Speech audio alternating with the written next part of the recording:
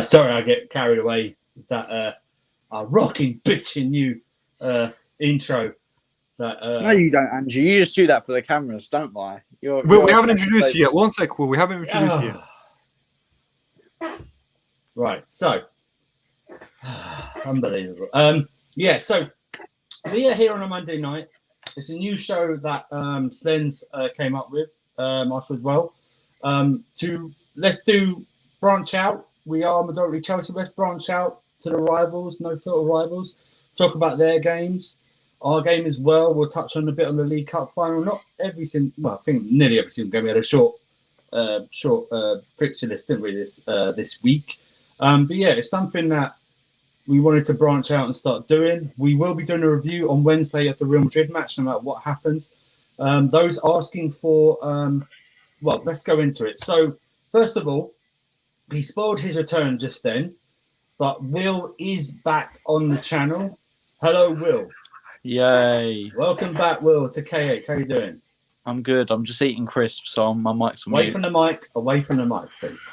Yeah. Okay, cool. Those asking where Kai is, Kai won't be on the show today unless something really upsets him. He's just had a busy day. So we're just branching out here. You know, it's his channel, obviously. You know, he's always going to be here, but sometimes we may do shows. You might not see shows with all of us on it. Depends on our schedule and everything on that. What we will say is, please like and share the video, subscribe to the channel, and turn your notifications on. We have hit the milestone we've been begging for, and I do say begging because we have been begging. I don't know what you're doing there, Slendz, but it's inappropriate. Yeah, if you watch yourself on the screen. Rewind. Yeah, we hit 1K No subs. filter rivals. We hit 1K. I know it's no, but Not we that hit no 1K. filter. Not that no We filter. hit 1K subs. Why does it say 131K? So, it's weird with the YouTube thing. I mean, if we hit 131K subs, I mean, I don't know what happened, but yeah, we did hit 1K subs, which is no in part thanks to you guys who have supported us from when Kai just started this channel, like barely, just a little over 3 or 4 months ago when he really started up in it and invited all of us on to be a part of the channel and helping with that, helping grow. So we want to say thank you for that. We really appreciate it. It was so hard getting to 1K subs, and then we've been adding more subs throughout the day, which is so weird. It's now the channel's now in the process of being reviewed and everything like that to see if it gets monetized or anything like that. What we are going to do, we will be doing a special 1K video. We're just getting things sorted out. When we do that, we'll let you know when it's going to be and what we're going to do and everything like that. Will reveal his face. Jesus God, Andrew. Not for an entire stream, but you know, like I don't think I've agreed to this, but you know, if you're back on 10 seconds, 20 seconds, something like that, and then it's done. That's your That's your chance. I'm just gonna make it my profile picture. No, my setup. No, just 10 seconds, and then you don't. Can I just say, basically, you see a contract, yeah, and I know once you leave the job, the contract is void, but once you come back into it, the terms of the contract still apply, and the contract states that you must reveal your face at 1,000 subscribers. Contract. Verbal. Verbal. Marshall may be on the stream later. He's just doing things. Well, Lambs will be in about 10 minutes. She will be joining us. That is a guarantee. Yes, Discord. That'll be, obviously, we'll have more information about a Discord channel. We will set up for you guys to chat with each other or us when we're on it or after the show, stuff like that. Like I say, 1K video will be this week. We will be doing it possibly on the week, a Friday or a Saturday or something like that, where we can really, you know, we don't have much going on essentially in terms of work. Maybe Slendz does, but he'll be able to contribute from where he works, something like that. But yeah, it'll be all of us on it. Will's back, like I said, so it's the 5 of us there. We will get you guys on. We'll get as many of you as we can. We may not have like full 10 of you on, but we'll rotate and everything like that. But we'll let you know what we're going to do. So, but thank you very much for that. Google it to Middleish, something like that. Yes, that's the thing. We need to give Ziyech more credit. The hate cause he does a lot, but people just think he doesn't score a rocket. That's cool. We understand. It's not going to be. We're not discussing. We'll discuss Chelsea. We're not discussing. It's not a preview. Marshall would love that comment. Andrew. Real Madrid. It's not a preview. Leicester scored, guys. Oh balls. Oh, Damn, Is yeah. it 1-0? It's not. No, it's 2-1 2-1. now to Leicester. Fortunately, yeah. shit. Yeah, I think they've secured top 4 here. It's not a preview. This is not a preview to the Real Madrid game. If you want a preview, go on to Slendz channel on Slendz Talk. It's in the description. The links in the description. He did that today. We will be doing a review of that on Wednesday night. Epic Nin, yeah, Backstage King. Yep, he is the Backstage King. He's also organizer of the Discord channel as well, and is helping us to get more subs on that on the channel. So he's been helping us a lot of that. Thank you very much, Epic Nin. Real Chris, one of our mods as well, always contributing. So thank you very much for that. Anyone else? Or new? I see a few new people here. Thank you very much for joining us. If you are here, give it a like if you want. If you want to sub, give us a sub if you want. It's all good. And turn your notifications on. That's the last time I'll be saying that during this stream, because I don't, we're here to discuss things with you, discuss with each other, and have a stream. So, yes, smash the like, as Alex has said. Thank you, Alex, another one of our mods. Thank you very much, Alex. We won't be a call-in show tonight, guys. It'll just be literally us three, and when Lambs gets here herself, discussing it. It's not going to be an overly long stream as well. We're just going to go through the games, any key moments, stuff like that, and then we'll call it a night. But stick with us. Thank you very much. So, thank you very much, Tommy, for joining us. Thank you for doing that. Okay, so let's go in no particular order, but let's start. Friday is when the Premier League game started. Now, last week was football. The important things in football happened off the pitch. But then things started getting in. Once it was all done Tuesday night, things reverted back to stuff on the pitch. So Friday was Arsenal versus Everton. The most important thing and interesting thing on that Friday was the protest itself. Because the game, in my opinion, and it wasn't, and ironically, it wasn't the last one of these we had this weekend, was utter trash, in my opinion, in that game. Yeah. It was dog. Absolute dog. Arsenal were rubbish, but Everton were just as bad, in my opinion. It was like no one wanted to win that game at all. But they did. And it came from a very, not an unlikely source, but an unlikely angle of it. Richarlison on the right-hand side, putting one of the worst crosses I've ever seen in my life. But somehow Leno managed to contort his body or something like that, where it went in off of him, even though it came in off the side. It wasn't straight on. I mean, Slendz, I don't rate Leno. I know most Arsenal fans don't, but that's the massive talking point from the game. I mean, what were you thinking? What were you thinking when you saw that? Bro, to be honest with you, when it comes to Arsenal, we're not going to let Spurs distract us from the fact that these men have had 13 losses in the league. 13. 1-3. Have some damn shame, bruv. Call yourself the biggest club in London. Come on, man. Lambs has joined us. Hello, Lambs. We've literally just started. We're just talking about the Arsenal game. So we've literally just started. And sorry, I'm running literally, guys, because I'm honestly like so busy. Like people seem to forget, that I do a lot of these streams, I model as well, so I'm like always like having to organize shoots as well. I'm doing a master's as well, and I'm working as well. So all of that, I was like, and this is my time to actually like. I need to go. I haven't been shopping in a while. I need to go and get some groceries. So I was like literally like running late. Like literally when it was like past, I was like literally like 5 minutes away, like walking down the road. Like, oh, I hope I make it back in time for the stream. That's all good. Leicester scored, so they're 2-1 up now. Leicester are 2-1 up now. Oh well, but let's talk about the Arsenal game. Slendz, continue what we're doing. Yes, sir. About the Arsenal game. Listen, I know this show is supposed to be kind of objective, but we're gonna have to throw in some banter. You know what I mean? No, you don't have to be objective at all. Listen, man. Arsenal, fan show. 13 losses. That is more than we achieved in 2015-16 when we finished 10th. And last season as well. Yep. Well, look. All I can say is that this team is a has-been, man. The goalkeeper is basically Kepa with blonde hair dye. That's what he is, man. That's literally all he is. Like, that goalkeeper, they've been telling me he's the best shot stopper in the league. I've heard he's the second or third best keeper in the league. Even when they were calling him that, he was still committing errors. And I believe he still had the most errors out of any keeper in the league. So to me, they let go of a great keeper, one of the best keepers in the league right now, which is Martinez. And they replaced him with a clown, and they only have themselves to blame, man. Long may their worries continue. Long may their losses continue as well. I'm really happy to see it. It was a terrible game, but that moment was worth watching the whole game, man, because I just seen Arsenal fans melt down. Guys, I don't know if you're with me on this. When they give a goalkeeper stat and he said he's a good shot stopper, that doesn't impress me. Do you know what I mean? It's like going, okay, that's great, and this midfielder is a good passer, or he can pass 5 yards. Yeah, he should be able to do that. I don't grade a goalkeeper on their shot stopping. So when they go like, oh, he's a great shot stopper, that's what he's supposed to do. Unless you're to a level of like an Oblak or a prime David De Gea or something like that. If you're to the level of that, then yeah, I guess you can rate a goalkeeper highly.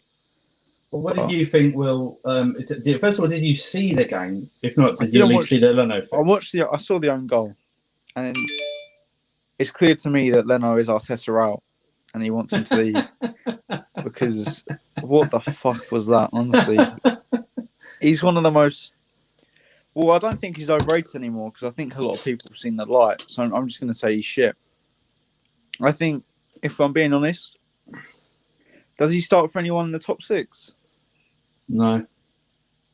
I don't think he does. I don't think he does. He don't start the current top 6. He doesn't even start for West Ham. Fabianski's better. Doesn't start for Leicester either. Yeah, there's no way he starts for Leicester. Everton probably because Pickford. Oh, mate, he's got, yeah.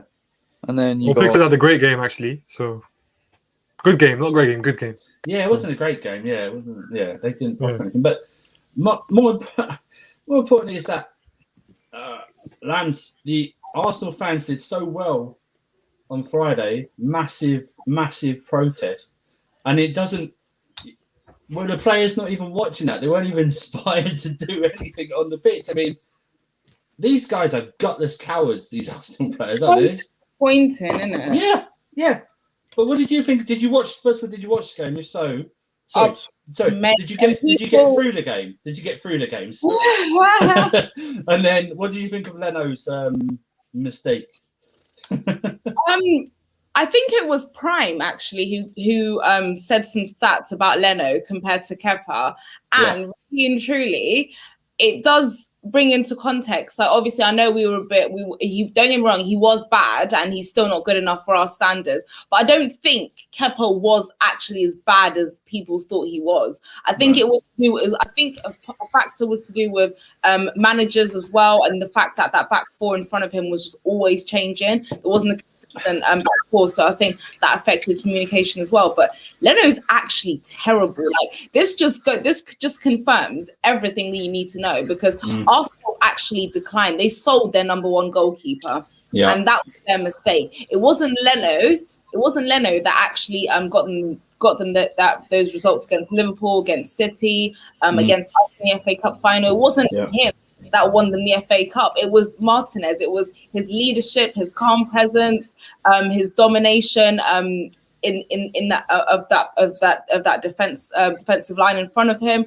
That's what got them over the line. So, and you've seen in the way they've regressed. Like that's not the first couple of mistakes that he's made. Like he's been making consistently throughout the season. Thank you, Strutbeck. Thank you, Strutbeck. I mean, you're right. I mean, Leno's got a big mouth, because remember, like I think early part of the season we said, or when even before the season after you had the injuries, I'm the number one goalkeeper. This is my job. This is my job. Mm-hmm. This is my job. No one's going to take it from me. I know I'm the number one. You are back. He's bang average, man. Well, you know what? He's in the right team, because they're bang average as well. So facts. So, but Arsenal now literally can write off the rest of the league season, because there's nowhere they're getting in, even in the Europa League space, in my opinion. So they have to. They now have to go into these two semi-finals. Andrew, can I say something? Chance. Yeah. You know, they were talking about, not to bring in the Super League too much, but the Super League, people were worried about the Super League coming in and then the big teams playing their reserve players and playing their subpar players, right? Also been doing that for the last fucking 3 months. So I'm sorry, mate. Like, do you know what I mean? Like, So Arsenal, man, listen, like I can't believe they're using this as a post-season friendly, like the league, Well, and the people acting like it's all right, like it's okay because they concentrate on the Europa League. It's embarrassing, it's embarrassing. I can't wait for Thursday. They are going to get the biggest reality check ever. After Thursday, their season is over. Well, I always believe, no matter when it happens, I always believe in football karma. So, Mr. Good Evening is, I mean, the meltdowns. Oh man, that. I can't wait for the memes. I can already see the memes, guys. I can already see it, man. Yeah, you can already see it. You can already see it because Villarreal are a decent team in Spain, but just the concept of him coming back, ripping out, destroying Mikel Arteta's brilliant coaching skills, because Mikel Arteta is so over. We had it with Lampard in us, but the Mikel Arteta, he's brilliant. He put Smith Rowe in. No, he stumbled across Smith Rowe. Okay, he didn't need to play him this long because you wouldn't have got Odegaard if you really fancied Smith Rowe. Smith Rowe's not even that good. Not even that good. Well, no, but in that team, he looks decent. He does the basics. He does the basics. I feel like it's the youth that's really carrying that team. To be honest, I feel like it's the youth that's shining. The Smith Rowes, the Bukayo Saka's been brilliant this season. The Gabriel Martinelli's, the youth. It's the youth that's really been shining. I think in the squad. I think these senior players, the so-called experienced players, have been shocking. To be honest. Yeah, they have been. They lack any leaders in that team. No leaders. People forget that. The Europa League is Emery's cup. Like, he knows how to win that cup. No, yeah, you're absolutely right. He won it 3 times. Did he win it 3 times with Sevilla or something like that? 4 times in a row, mate. 4 times with Sevilla. Jesus, 4 times. Was it 4? 4. Yeah, I believe so. No, it was 3. He won it 4 and 5, something like that. 4 and 5. His career, though, I think he won one with. I think he won it 3 times in a row, didn't he? By the way, it's a great achievement. But I think in his career as a manager, he's won the Europa League 4 times. Yeah. So Incredible, as well. man. Incredible. This is a total lie. I never said that. He beat Klopp's Liverpool as well. Hamid, the person for that, just speak to Real Chris at Real Chris on Twitter. Real Chris, he will sort you out. Real Chris 50. Real Chris 50. Sorry, Real Chris 50. Yeah, PS5 coupon. He might even get you a PS5 like itself. Let's move. I wouldn't say slandered Arsenal because it's all true. Let's move on from Arsenal because otherwise we'll be here for like 2 hours. Still so much more to say, man. Yeah. I mean, it was a very. I'll put this point. A very poor game. Arsenal lost, which is good. 13 league defeats. I think Igal was on the terrace, said something that they haven't won there for 13 league games or something like that. I have to look it up. I can't believe that. Everton. Arsenal haven't won at home. He just posted the 13 losses at home. I thought you meant Everton at Arsenal. Is it 13 losses at home? Oh, wow. Yeah, and that's the first time Everton have won 1923. Won against Arsenal, wherever. Yeah, exactly. Arteta's incredible. He's breaking records. He's breaking records. Incredible manager. Not believe this. Fraudimus Prime is in the house. That is a lie, Fraudimus, that's a lie. I didn't buy you a PS5. Adam's line. Yeah. But let's move on to the next game. Liverpool versus Newcastle. Lambs. Ironically, there is an Arsenal link. A certain Mr. Joe Willock, who has literally found his level, is popping up. Up with the goals that are probably keeping Steve Bruce in a job, which is a much dismay to a famous YouTube Newcastle fan Kendall and other Geordie fans. But Liverpool wasteful on Saturday. Mane, I don't know where Mane's gone. Whoever that is in Mane's shirt, that is not Sadio Mane, man. I don't know what's happened to him. They took Thiago off. I don't know why they took Thiago off. He was good. They were controlling it. This is one of his best games, ironically. They took him off. He was finally doing what he was doing at Bayern. There was controversy over Wilson's goal. The rules, if you go by the rules, it is a handball, but they got that 1-1 draw in the end. But what's going? Liverpool are just a mess at this time. I mean, what did you make of that game? I mean, it all happened in the last 5 minutes, didn't it? Really. So what did you make of the game? Or Lambs. Oh, sorry, Lambs. Yeah. Sorry. I was literally, I was like, oh, sorry. Oh yeah, I've got to say people's names. Oh God, sorry. Yeah. Is it a general question? Can anyone? It's a rhetorical. It's like, and we move. Yeah. Lambs. What did you think of Liverpool's performance? Everything during that game. It's just the same typical Liverpool. This is why everybody was laughing at them, right?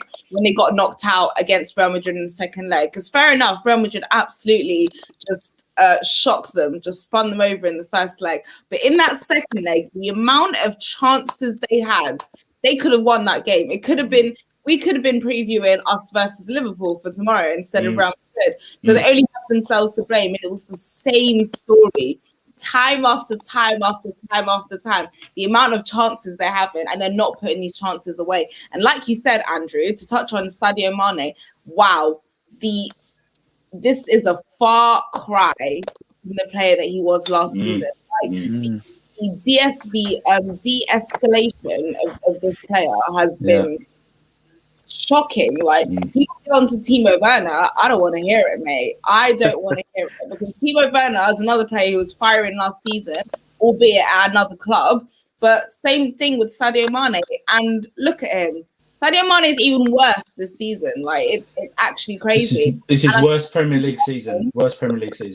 100%. The only person who's somewhat maybe trying to drag that front line through a little bit now is Mo Salah. Whereas I think Firmino, I pretty much thought he was the weakest out of all of them last year, and in the year which they won the Champions League. He was going to be the first one to probably get replaced out of that front three anyway. But I'm thinking Firmino, Salah, probably it's time to go. The only person worthy of being in that front line, I think, is Salah, and I think Jota's showing glimpses here and there, still up and coming, but can't put too much pressure on him because it's his first season coming from Wolves. And I think he's done a much better job than Firmino and Mane combined this season as well. But Liverpool, they are the makers of their own downfall, really and truly.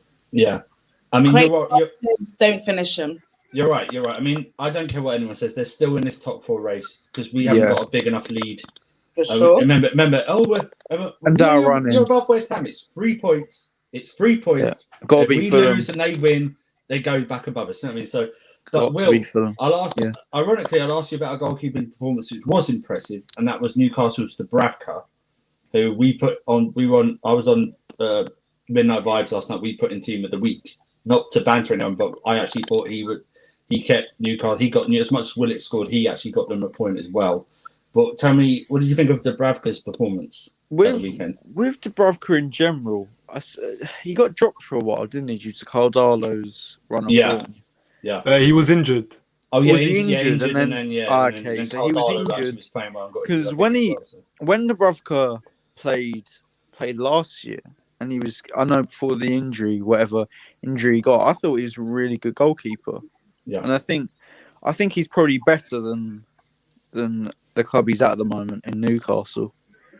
But yeah, it was a good performance, and Newcastle will be delighted with a point, won't they? Last 2 weeks. Disappointed, to be fair. I'm disappointed that Newcastle are going to stay up because they're boring to fucking watch. Steve Bruce is a dinosaur manager, and I feel bad for Fulham, who actually play good football and actually contribute something to the league. So it is what it is. Do you know what, Andrew? I was going to say one thing, Yeah. I said this many times, Like, if you go, you find Barney the dinosaur, you saw Barney the dinosaur, the one who has pink and purple, put a Liverpool cap on, give him a Liverpool coat, put one of the glasses that Klopp wears. That's Klopp for you, man. That's Klopp, bruv. This guy is just nothing but good vibes and hugs, man. Like, this season, he's been absolutely clueless, bruv. I'm sorry. Like, the crimes he's been getting away with. Again, do you know how many times Newcastle could have played it over the top and gone through? Yeah. We're talking about Newcastle. Someone doesn't. You don't create many chances. The dinosaur. He is, bro. He is. Honestly, he is. All he does is just good vibes and hugs, man. I just see him hugging his players after the game. Like, where is the tactician that we saw last year? Where is that man? I feel like, honestly, man, like, we need to look at him first because his stubbornness has got his team in trouble. He's in game management as well. I know. as much as I would love to rip apart Klopp off the field, he's had a tough No, of course. time. Let me just say that. Let me just say, of course, I acknowledge this. I acknowledge this. But for me, I'm judging his performances as a coach. If he was my coach, I'd be frustrated with it. Yeah, but as much as it's easy to say to someone, you've got to separate your personal and your private life. It's something like that. Remember, he couldn't also bury his mother. He couldn't go to bury his mother as well. He couldn't pay respects or anything like that. But I think, though, that's off the field. But I think it coincides with just they've just been run to this team. This is one of the teams that you could predict the first 11 for, and that's why they've run down into the ground, because he basically picked the first 11 for most of the last 2 to 3 years. Everyone could predict what 11 they were going to have. I think they could pick 9 players out this first 11 who would start every week, and that's a problem. You don't build a squad, and then you get this. But I really want to talk about this strange thing that's happening in football fans hating on their own players. I mean, Mo Salah. I know Twitter's not the greatest barometer to get anything. Yeah, when you see some of the Liverpool fans diss Salah and say get anything. I mean, I know he's a bit of a stat padder. I understand that, but he's the only one firing. He's the only getting goals. I mean, Lambs. Salah is still Liverpool's top scorer. Carrying. Yeah, exactly. Can you understand why he gets a bit of flack from Liverpool fans? No, I really don't. I think what Liverpool fans need to look at is, they need to look at their manager. I think Klopp can be very stubborn with his tactics sometimes. I don't think he utilizes the squad very well. I don't think he plays to certain players' strengths as well, because he's so stubborn in his formation. But at the end of the day, it's been disappointing in terms of decision making as well. They also need to blame their owners. There's not been enough investment across Klopp. Let's just say across Klopp's tenure. What is it, 4 or 5 years now? It's over 5 years, yeah. The amount of money they've spent over a 5-year period is not good enough. You saw what we spent just in one window as well, because we're so desperate to try and catch up, having missed out because of the transfer ban the season before. So again, the mentality is not there as well. Poor recruitment, and you saw once their luck ran out and all of these injuries caught up with them, because you can't be playing that kind of style of football and not expect these injuries to catch up with you. All of a sudden, you're going from Virgil van Dijk in the back to Nat Phillips, which says it all, choosing to play in Naby Keita against Real Madrid in a Champions League quarter-final, when the guy's been out injured for his whole career at Liverpool since he's arrived. Just foolish as well. So it's all Klopp. That's all Klopp. Yeah, this is what I'm saying. It's decision making. It's foolish. Well, and you can see how rattled he gets as well in terms of his interviews and how he's talking. And it's just there's always somebody to blame. It's always somebody's fault. And it's just take a look at your squad, bar certain players. You did not. I don't know how you couldn't have foreseen this coming, because. Okay, you won the Champions League, then you won the Premier League. Don't you expect to invest to maintain that level? Look at City. Look at how much money they spend to not even just compete on all of those fronts, to stay at that level. Can I add to your point? Can I add to everyone's points as well with Klopp? I think this season with Klopp and Liverpool it's sort of shown that I think a term which is used a lot in football, which I think doesn't really exist, is a so-called project manager. Because if you look at Klopp when he first came in at Liverpool, that he wasn't playing his actual football because he didn't have the time when he first came in. Had to adjust to a new set of players before he actually got back to any players, like he did with Mane. Firmino was brought under Rodgers, but Mane, Salah, etc., etc. So I think what has happened with Klopp is what has happened with him, and that's just the type of manager he is. He's quite stubborn. He's not that flexible, and when he gets found out, and when he loses key parts of his team, like with Van Dijk, Van Dijk, he gives you so much on the ball. He's one of the best defenders in the world. One-on-one defending, he's world class, no doubt. He's very quick. He's perfect for how Liverpool want to play. When you lose someone like Virgil van Dijk, that opens up so many not dimensions, because that's really a buzzword, but helps you build up play. Distribution is fantastic. I think you're bound to struggle, and a manager like Klopp, who isn't that flexible, is going to struggle. And I think, if I'm being honest, I don't see Klopp being at Liverpool for more than another 18 months. I think he's close to. I doubt they've got him Konate, but he's injury prone. We don't know how available he is. Van Dijk, Will has he not rebuilt with Liverpool before? Don't you think you can do it again? It depends. It's the Liverpool are not. They've already gone through this rebuilding process. Like, they've done that. They put in the 3 to 4 years to get to that.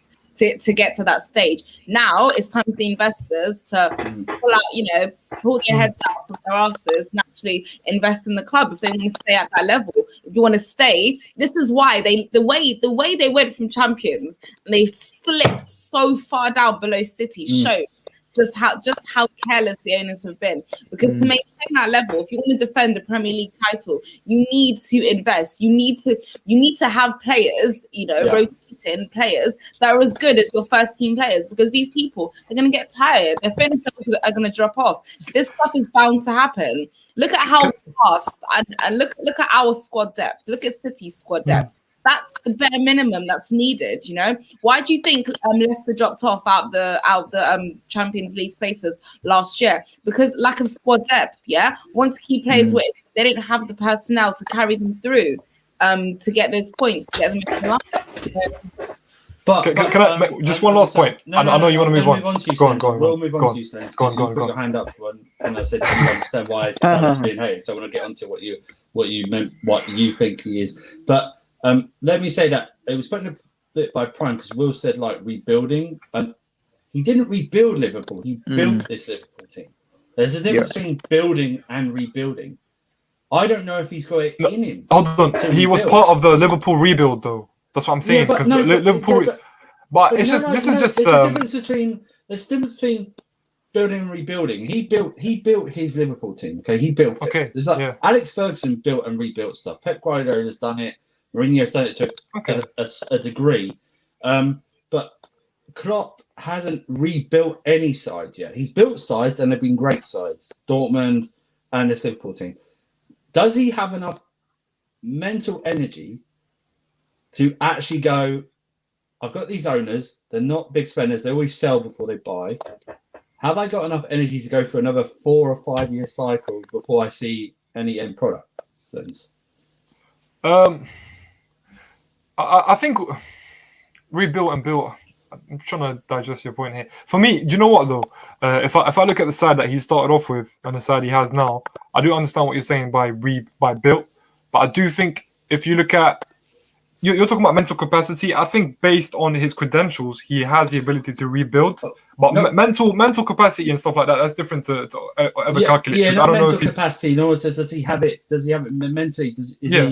Is he not burnt? Is he mentally? That's what I'm saying. That's what I'm saying. The thing is, looking at it from here, Liverpool have to do their best to hold on to him, because I don't.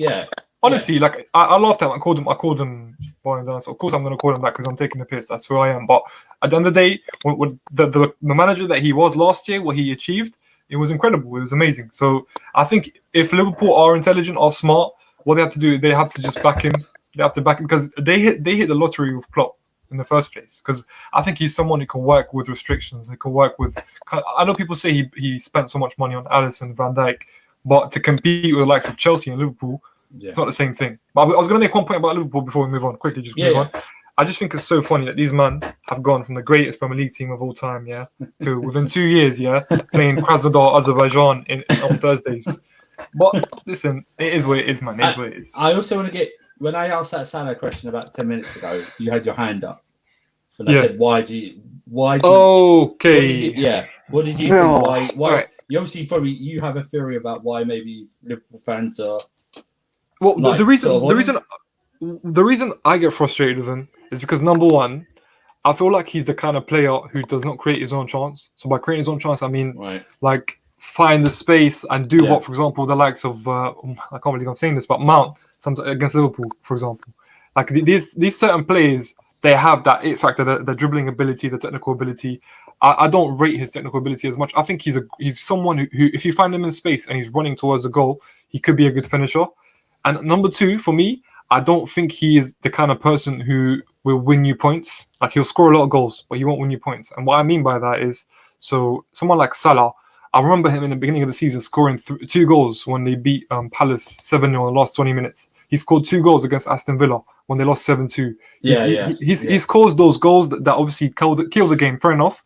But I don't think he's a clinical guy who will change like your fortunes as a club during that game. Who won't take the game by the scruff of the neck, which is ironic because obviously today, yesterday he scored the first goal for Newcastle. Fair enough, but I've seen him in the big occasions. I don't see him always performing, and that's why I don't rate him. I think he's a great player. I think he's got great numbers, but the reason I say he's overrated is because people compare him to the likes of Henry and Shearers. That's when he becomes overrated. Or Ronaldo. Or Ronaldo. That's when he becomes overrated for me. Do you know what I mean? But his record speaks for itself. You can't argue with it. But that's the point I'm making. Yeah, he's a fantastic goal scorer. He is. He's one of the best in Premier League history. He's not one of the best overall players in Premier League. One of the best goal scorers. He'll be up there as one. He's the best goal scorer in Liverpool's Premier League history. That's a fact. That is a fact. As a player, Slendz is right. Last minute, he's not going to dribble in and out like a Messi. He's not a Luis Suarez, is he? He's not a Luis Suarez. Luis Suarez could. Well, the reason I call him overrated again is because people compare him to those players, and you can't do that. So it's not overrated. Yeah. We don't think Salah's overrated. We think he's overrated when Liverpool fans compare him to a Ronaldo or Eden Hazard. Thank you very much. You know, he's a better goal scorer. No doubt, better goal scorer. But Hazard, I'm not going into Hazard thing because that would be let's move on to the other game. I don't think we need to spend enough time in this game because I've mentioned this game just because of the crazy scoreline. Wolves 0, Burnley 4. I think Chris Wood scored his first ever hat trick.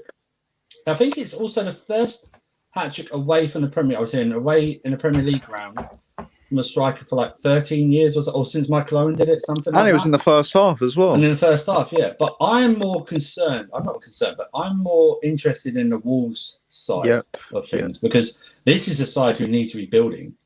Again, they're not going to. Jimenez, I don't know whether he is ever going to return. But fractured skull. I mean, Ryan Mason is on the sideline because he had his career ended fractured skull. They don't have a striker at this moment. Neto's now out for 6 months. Can you see Lambs, Espirito Santos leaving this summer for pastures new at all? Or do you think Wolves are going to spend to get or bring in another batch of wonder kids from Portugal or something like that? It's a real sticky one, Andrew, because the thing with Wolves is I feel really quite bad for them. Yeah. They used to be kind of hearing about in the top half of the table, competing for the Europa League spaces. It did seem like they were working themselves towards being a Europa League team, European Europa League team, right? But unfortunately, what's happened is a lot of the big clubs have identified the talented players in their squad, their best players, and unfortunately, they bought their best players, and losing their best, losing players like Jota, losing a great goal scorer, a great striker, and Raul Jimenez to a very critical, very serious injury as well. Like you mentioned, can be career-ending in some cases as well. Pedro Neto, again, he was somebody who gave us a hard time. I think the first time we faced him, who really shone and stood out for me in that match as well. Him missing from the squad is a huge loss for them as well. So again, losing their best players, missing key players through injury, not having sufficient players in rotation as well. All of that, I think, is contributing to these results, their performances this season, why they're in the form that they're in. I think Nuno Espirito Santo, he's a fantastic manager, and we see that from what he done them winning the championship, winning it in style as well. Yeah. Voted, progress that they made in the league once they came up to the Premier League as well was phenomenal. And we were all sitting there praising Wolves, and rightly so, because they deserve it for the progress that they made. And I really thought they would start, trying to establish themselves regularly and consistently with investment and structure and stuff like that into trying to compete consistently for Europa League. But unfortunately, upon losing them, they haven't replaced those players sufficiently, and they haven't. The squad depth is suffering as well. So I think that's got to do with this as well. I think not having their fans as well is a huge loss as well. So yeah, it's a shame. It's a shame, but they will be here next season. Nuno Espirito Santos, if he stays, then he will have to be backed, I think, in my opinion. If not, then I think he's too good of a manager to kind of stay at a club where he's not being backed, I think. And he's proven that, given what he's done with the tools that he's had in the past, to be honest. Lambs, Wolves spend a lot of money, We don't realize this, but they spend a lot of money. And they spend it on big players like Semedo, Moutinho. They've been in the Portugal squad for years, experienced players. Spend 40 million on Fabio. But yeah, but I'm talking. Of course, yeah.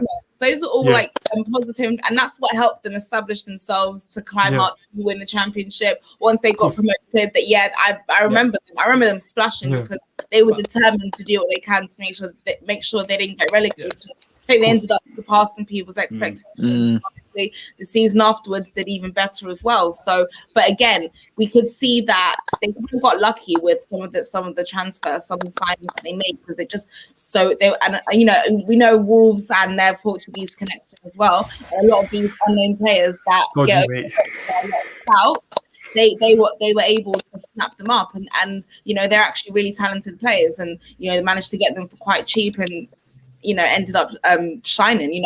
We saw what Diogo Jota, look how much they ended up selling them off for to Liverpool, and again, a talented young player that they had in their squad. So, but again, it's similar to what I said about, I think, about the willing to invest to maintain that level, to stay at that level. And I think the same thing hasn't been done here. And again, I'm not going to be too hard, because I know a lot of clubs have been affected by the whole COVID stuff. I know a lot of clubs have lost money. Not many of them have been able to be as active in the transfer window this past summer as say like we have, because we had the privilege of being financially very, very, very, very rich compared to some others. So I guess that's probably why they've suffered. But for them to kind of lose a few key players, that will affect the structure of their club, unfortunately.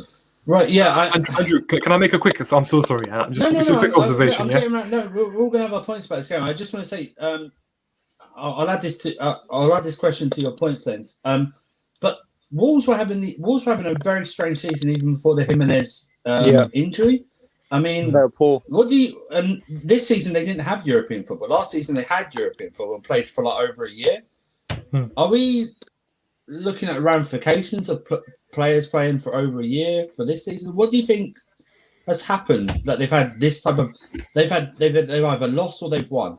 They've won. They've lost heavily or they've won. What do you think? What is the difference this season?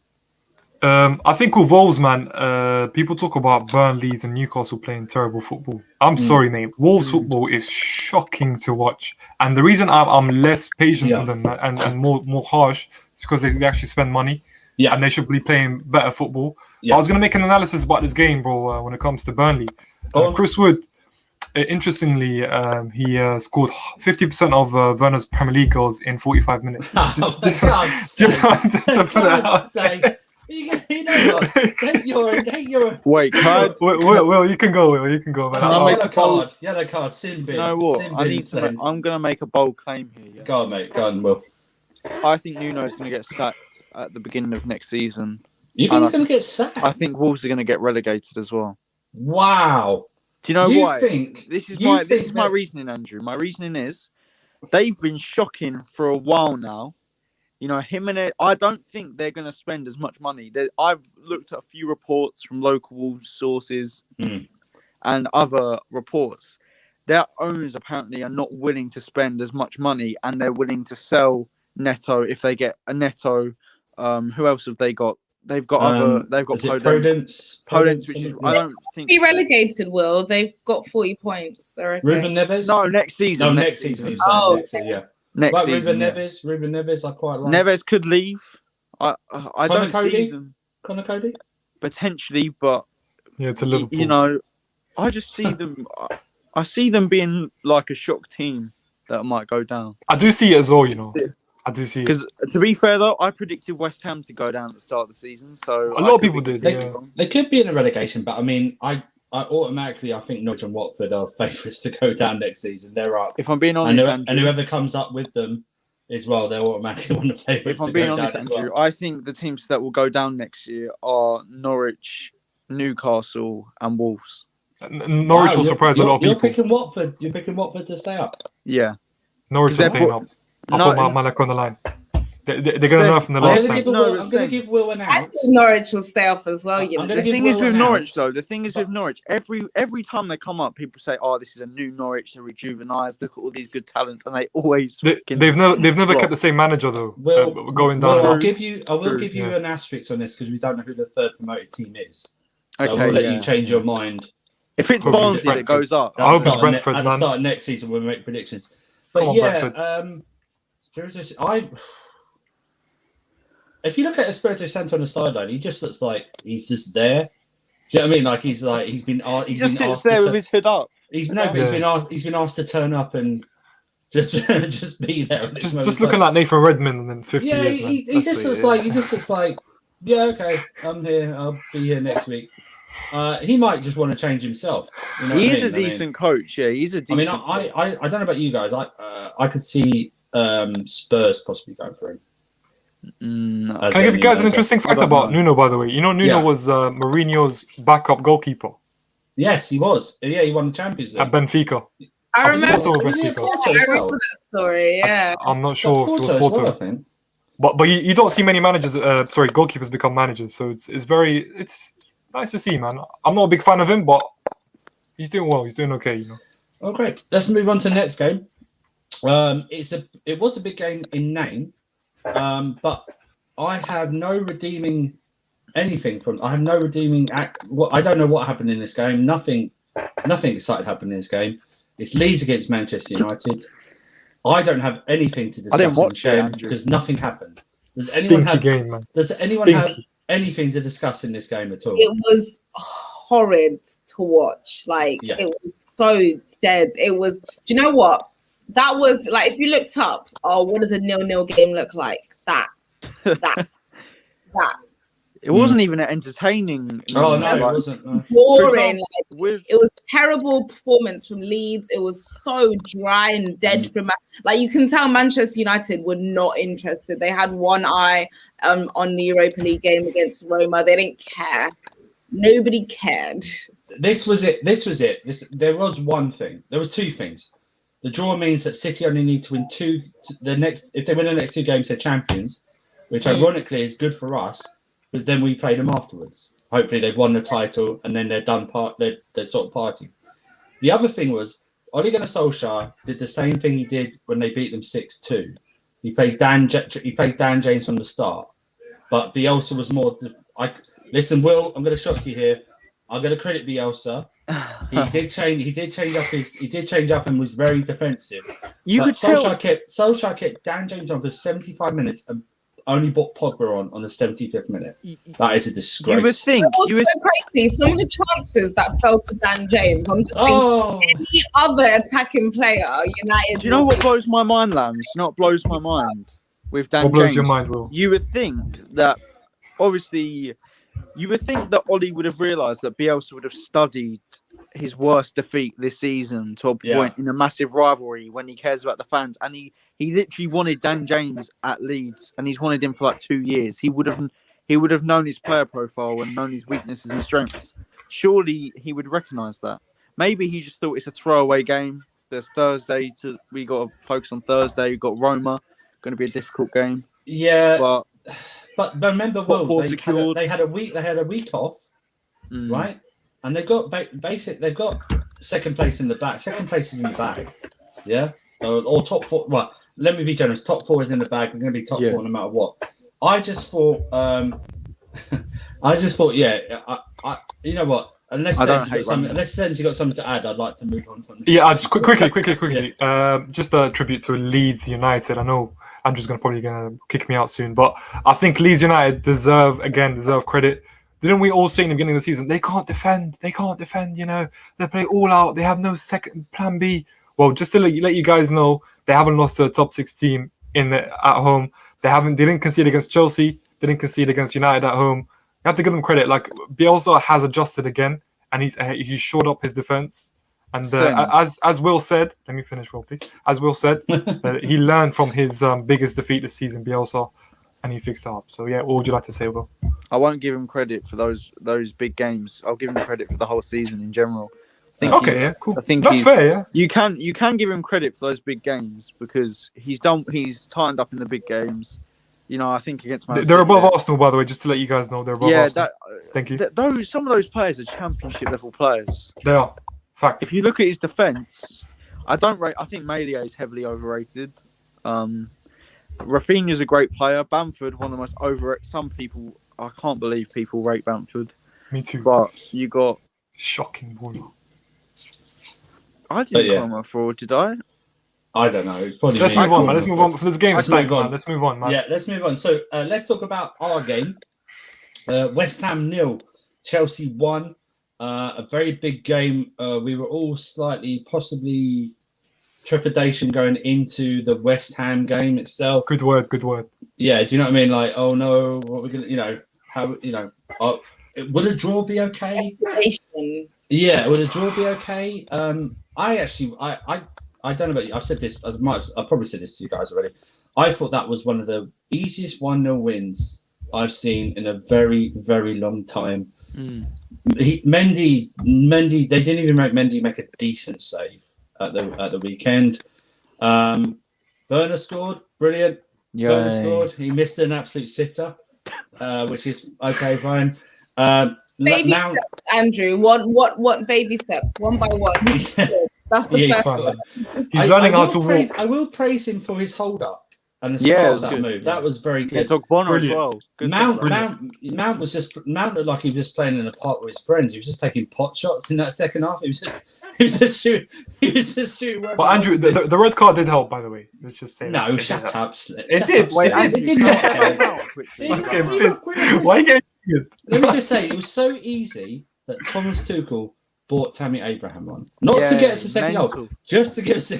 It was so easy. I mean, yeah, he brought in a better striker than Timo. West Ham didn't. I know West Ham were missing players, but they didn't pressure us or anything. Kante and Jorginho, they weren't overworked going into the Real Madrid game. They were up to do their pace, everything like that. But Lambs, we all watched the game together anyway, so we know what the reactions were. But these guys don't. But Lambs, what did you think of the game on Saturday, Chelsea? Well, I know what Will thought of the game because we all heard him. Yeah, it was. It was slightly better than the performance against Brighton. That was so. Like, I think I would have enjoyed watching paint dry rather than games, to be honest. But I would describe it as a professional performance because it still was a bit boring in parts, but we did what needed to be done. That midfield looks a lot more stable with Kante coming back into that pivot with Jorginho. And it's safe to say that Mount is not a number 6, ladies and gentlemen. He is not a number 6. No. And even Timo Werner actually scoring the goal and getting the winner. Arguably, I know you guys said he did miss a sitter. It was a sitter. I don't know how he missed that, but so maybe we should have won 2-0. But again, once we got the first goal, I was in no way fearful that West Ham would get. I think Lingard had a shot barely that was always going wide anyway, leaping wide. Apart from that, nothing else really there to trouble us. We had. Sorry, guys. Can you hear this feedback? Or was it just me? I can hear it. Yeah. Cool. Oh, there you go. Cool. Yeah. That's done. Yeah, I think That's my shower. Someone's in my shower. Oh. I thought it was Jurassic Hey, Park stop for a now, sec, man. stop now. Andrew's got that power shower in it. Yeah, it's one of those.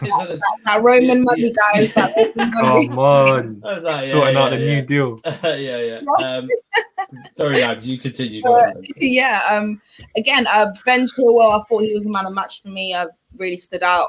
But apart from that, I know we have one eye on Real Madrid as well. So we did what we needed to do. We did need to win this game to capitalize on the fact that everybody else was dropping points. The fact that Leicester also did win midweek as well, even though they dropped points over the weekend. But we failed to capitalize on the Brighton game. We had to win this game, especially given that Liverpool dropped points earlier. We just had to just get ahead of it. And we did what we needed to do. So big ups to everybody, I guess. Yeah, I mean, when myself, Will, and Slendz aren't going to give our reaction to we gave that last night. So if you want to look at our reaction, give it. What I think we should look upon is the. I think we were all not shocked, but I think we all were informed on Saturday that the FA Cup final was actually before the season ends. It's actually before the league games end. I think it's like May 15th or something like that. It is. It's before it. So Leicester and we're going for the top four. We're battling FA Cup final before the end of the season. Also, I think we play. I can't remember the way. I think we play Man City May 8th, and then Arsenal May 12th, and then the FA Cup final.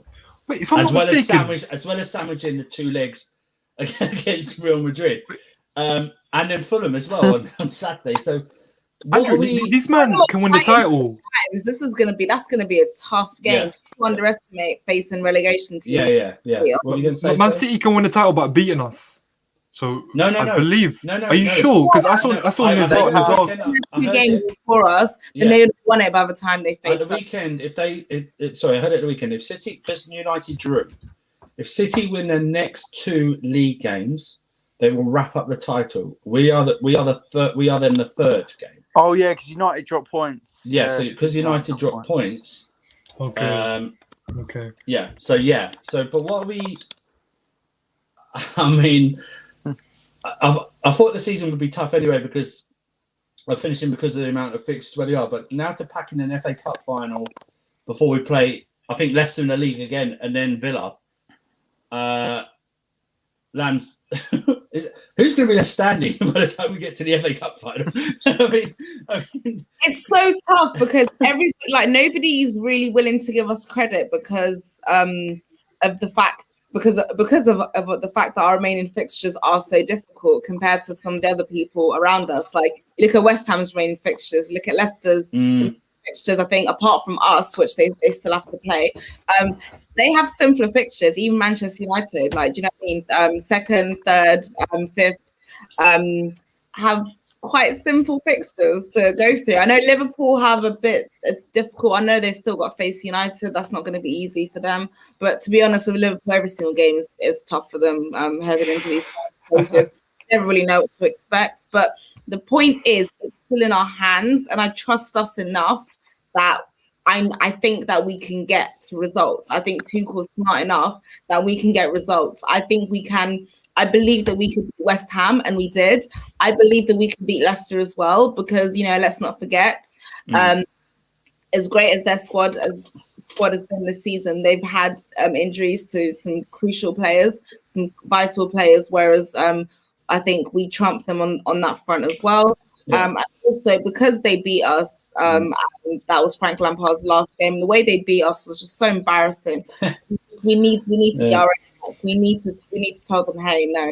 Yeah. That was Lampard, This is too cool. The dark days, man. The dark days. We don't live in them days no more. But I trust us more to actually get the points because of our manager, because of our squad and players, than the other teams around us. Because West Ham, they've been conceding a lot of goals. Leicester up and down lately. We just don't know. Liverpool frazzled. So it's hard. I would bet on us out of all of those teams, to be honest. Well, there was a comment on there about actually City could wrap up the title next week if United lose or draw to Liverpool. So, which is good. Could be one of those things. I read Thomas Tuchel was talking about Kovacic recovery. He has a outside shot of the Fulham game, but he's out. He's not going to play the first leg against Real Madrid. But it's a hamstring injury, so those ones are always. You have to be careful. You have to be careful with any injuries, but hamstrings, you don't want to. It goes from a strain to if it goes from a strain to a tear, you're done. You probably have to have an operation on hamstring tear. But Will, what we are going to see from Tuchel is his rotation, right, throughout the rest of the season, like he has done for the since he's come into Chelsea. My main concern is that midfield area. Is that yours as well? Most definitely. It doesn't matter who you have in midfield. When you're coming up against Casemiro, Kroos, and Modric, it's always going to be difficult. Jorginho and Kante are going to start. It's just we don't. It's just my fault. Is that we might overuse them. Do you know what I mean? Until Kovacic is back up to 100%, and I don't think he's going to put Billy Gilmore in, or he might do after try to put Mount in and seeing how much that. Do you know failed. what, Andrew? This might sound bold. If we get a result at where it's not the Bernabeu, but their training centre, if we get a result, I really hope we have a different approach for the second leg, and we play all three of Jorginho, Kovacic, and Kante. Wow. If I'm being I know honest. you've been wanting to see that. That's your dream midfield at the moment. Yeah. But Slendz, what do you think? Are you there, Slendz? Right, he's gone. Hello. Oh, Slendz, yeah. What do you think of the upcoming fixtures and Tuchel's? What do you think Tuchel's going to be doing or focused on, or is he going to just do it game by game as probably he has been doing since he got here? Well, he just rotates. He rotates constantly. So I don't think anyone we're going to face fatigue or rust from any of the players. I think he'll bring in some players that we probably won't like, but they'll probably do a job, and he'll take out some players that we think should start. Yeah, and he'll take out players. Chilwell will play. I don't think he'll play all the games though. Thank you, Slendz. Yes, Slendz. Sorry. I'm joking. No. Yeah, so obviously, I think it's important to just not overreact to the lineups. I think we'll do a job. He'll take it game by game because the West Ham game, we just brushed it aside, and I hope we keep doing things like this to just brush it aside. Like if we can afford to lose the City game if we perform in all games. So if we perform in all the other games, we can afford to lose either City or Leicester. Because I'm not going to be delusional. Say we're going to win every single game.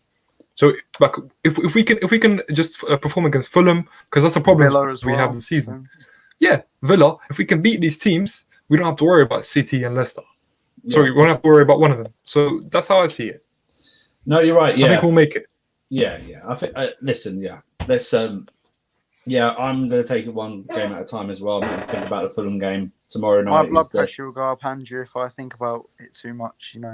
You're 16. You shouldn't be talking about your blood pressure. You sound like such an old man when you sound like. Maybe he is an old man. Maybe he's just tricking us all. He was born at like 76 years old or something. This guy. Let's touch on the final game. Will has Benjamin Button. He is, yeah. Let's touch on the last game we're going to cover, guys, and then we are done. Oh, can I go first? Thank you very much. Yes, I'll let you go first then.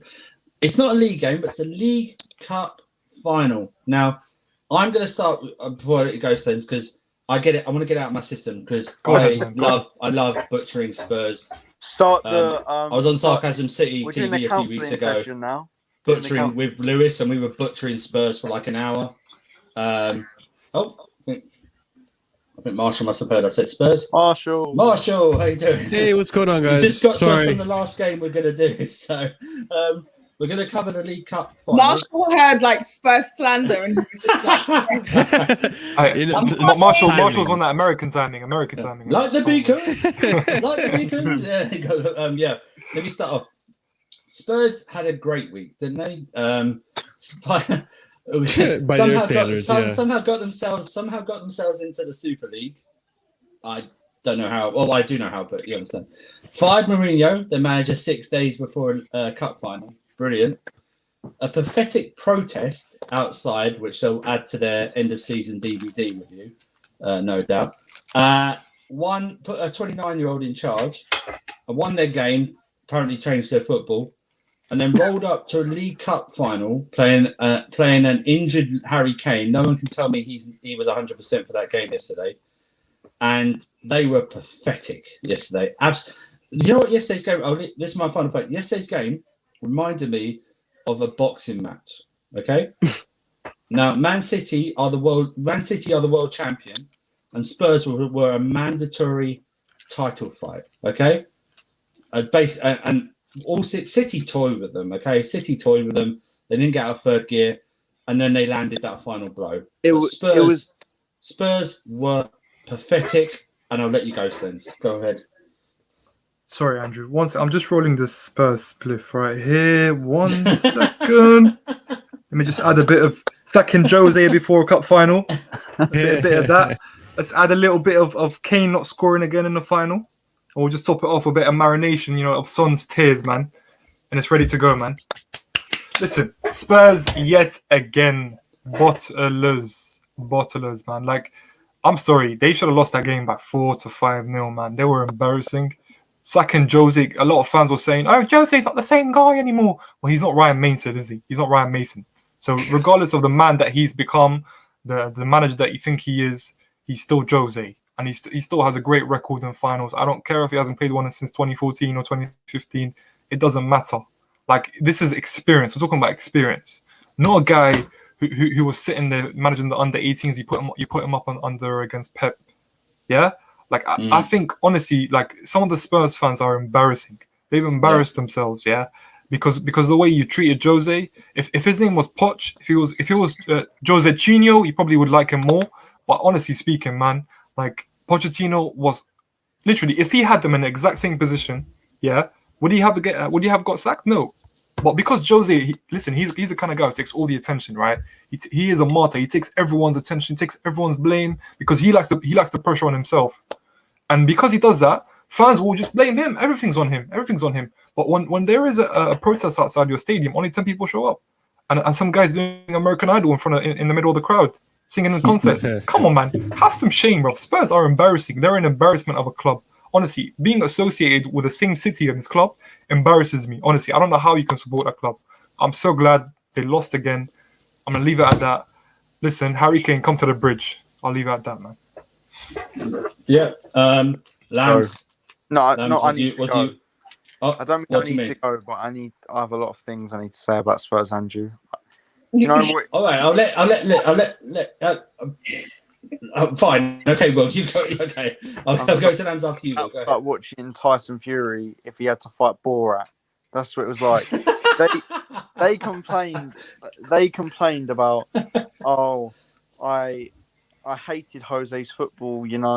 Although he's one of the most successful managers ever, I think Pochettino is a better manager who's won one trophy in his career, and it was at PSG, and Tuchel got him to that game. I don't understand the logic there. I think Jose is the only manager to beat Pep Guardiola in a final. They expected Ryan Mason to change the way they play, which when he's been there for 6 days, it's not going to happen. They think that, after Southampton, they played great football. They didn't play great football. There's no way in 2 or 3 days' time Ryan Mason changed the way they play. For a manager that inexperienced, a 29-year-old, no way that was ever going to happen. And they sacked Jose Mourinho for 0.04 XG. That is a disgrace. That's the equivalent to like 2 shots outside the box. Oh, we did more. We did more than Spurs did on that pitch, bro. 0.04. It's a disgrace. Yeah, we did. We did. We controlled Man City in our. And if you round that down, that doesn't even round up to 0.1. It rounds down to 0. No, it doesn't. Rounds down to 0, guys. It rounds down to 0, so nothing. It's less than half of 0.1.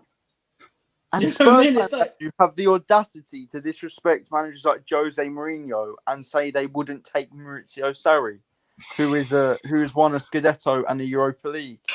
They don't want to win. They claim that they want to win trophies. They don't want to win. I saw a clip which said something about staying winning. That makes no sense when you've not won a trophy to start with. How can you stay? Getting top 4 is all good. Yeah, it's all good. You get a nice bit of money, which your owners won't even spend. So for you, it means absolutely nothing. You're not a big club. You're not even bigger than Leicester. At least Leicester won the Premier League and are consistently finishing above you. You know, you got Ryan Mason. Congratulations.